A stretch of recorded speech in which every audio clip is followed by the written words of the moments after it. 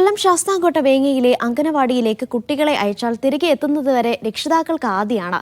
പരിസരവും വഴിയും കാട് കയറിയതിനാൽ ഇഴജന്തുക്കളുടെ ശല്യം രൂക്ഷം.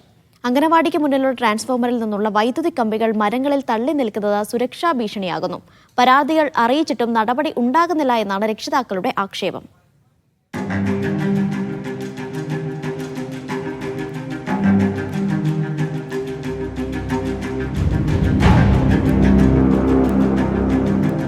തേവലക്കര സ്കൂളിൽ ഷോക്കേറ്റ് മിഥുൻ മരിച്ച സമയത്ത് സമീപമുള്ള വേങ്ങ അങ്കനവാടിക്ക് മുന്നിലെ ട്രാൻസ്ഫോമറിലെ കാഴ്ചയാണിത്.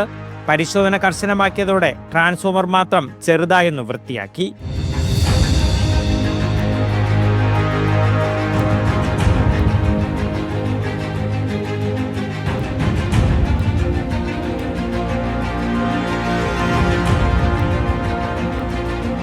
ദിവസേന കുഞ്ഞുകുട്ടികൾ വരുന്ന വഴിയും പരിസരവും കാട് പിടിച്ചു.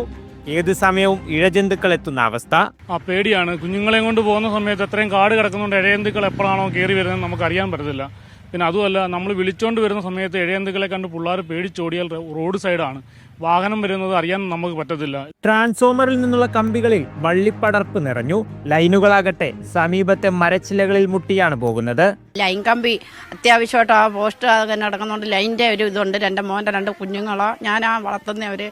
ആ ഒരു പേടിയുണ്ട്. അപകടമുണ്ടാകുന്നതുവരെ കാത്തു നിൽക്കാതെ അടിയന്തര നടപടി സ്വീകരിക്കണമെന്നതാണ് ആവശ്യം. അംഗനവാടിയിലെ കൊച്ചു കുട്ടികൾ, കുരുന്നു കുട്ടികൾ വരുന്നിടത്ത് കണ്ട ഭിത്തി ഇടിഞ്ഞ് ഇഴജന്തുക്കൾ വരുന്ന സ്ഥലമാണ്. ഈ കുട്ടികളെ പാമ്പ് കടിച്ച് അല്ലെങ്കിൽ എന്തെങ്കിലും സംഭവിച്ചതിന് ശേഷം ഇത് ചെയ്തിട്ട് എന്താണ് കാര്യം? എത്രയും വേഗം വേണ്ടത് ചെയ്യുമെന്നാണ് മൈനാഗപ്പള്ളി പഞ്ചായത്ത് അധികൃതരുടെ വിശദീകരണം.